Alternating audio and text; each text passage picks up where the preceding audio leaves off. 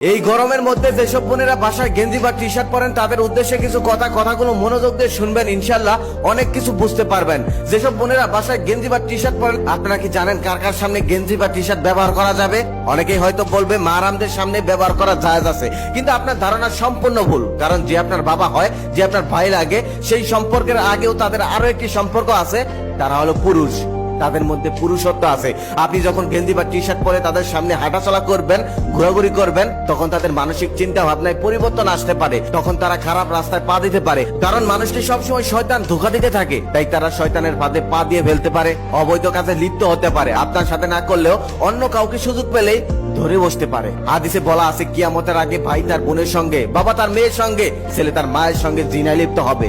আস্তাগফিরুল্লাহ, নাউজুবিল্লাহ। আল্লাহ তাদেরকে হেদায়েত দান করুক, আল্লাহ তাদেরকে ক্ষমা করুক। খবরে অলরেডি এইসব আপনি শুনতে পারবেন, এইসব অলরেডি শুরু হয়ে গেছে। এর কারণ কি জানেন?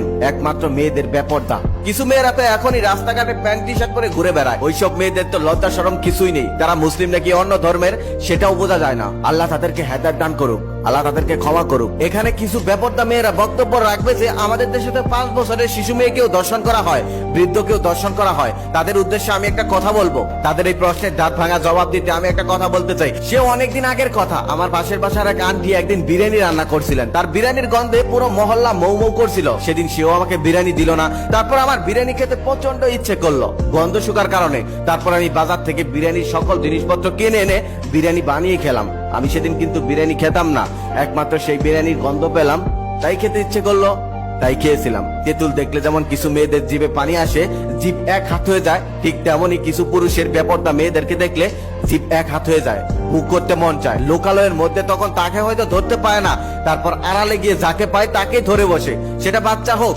সেটা বয়স্ক হোক বা যুবতী, সেটা দেখার তার কোনো যায় আসে না।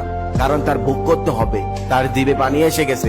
আশা করি ওইসব বেপরদা মেয়েরা এই প্রশ্নের উত্তরটা পেয়ে গেছেন। তাই বোনেরা, এইসব কাজ থেকে আপনারা সাবধানে থাকবেন। আপনি অবশ্যই গেঞ্জি বা টি শার্ট পরতে পারবেন, সেটা আপনার ব্যক্তিগত রুমে কেউ যেন না দেখতে পারে। ইনশাআল্লাহ আপনি আপনার স্বামীর সামনেও পড়তে পারবেন, কোনো সমস্যা নেই। তবে আমার মনে হয় এইসব পরা না পরাই উত্তম। কারণ আমাদের প্রাণপ্রিয় নবী হযরত মুহাম্মদ সাল্লাল্লাহু আলাইহি ওয়াসাল্লাম মহিলাদেরকে পুরুষদের পোশাক পরতে নিষেধ করে গেছেন। এতে ফিতনা হতে পারে, মহিলাদের পোশাক হবে ঢিলাঢালা। আমাদের প্রাণপ্রিয় নবী হযরত মুহাম্মদ সাল্লাল্লাহু আলাইহি ওয়াসাল্লাম কোনো কথা এমনি এমনি বলেনি। আশা করি সবাই বুঝতে পেরেছেন। ভিডিওটা বর্তমান সময়ের জন্য খুবই উপযোগী। আমি প্রত্যেকদিন ভিডিও বানাই, তবে কখনো লাইক চাইনি, কমেন্ট চাইনি, শেয়ার করতে বলিনি। আজকে একটা অনুরোধ করব, এই ভিডিওটাতে একটা লাইক করবেন, একটা কমেন্ট করবেন, একটা শেয়ার করবেন, যাতে সবাই দেখতে পারে। আর সেখান থেকে একটা মানুষও যদি সংশোধন হয়, নিজেকে সঠিক পথে নিয়ে আসে, তাহলে আমি সার্থক।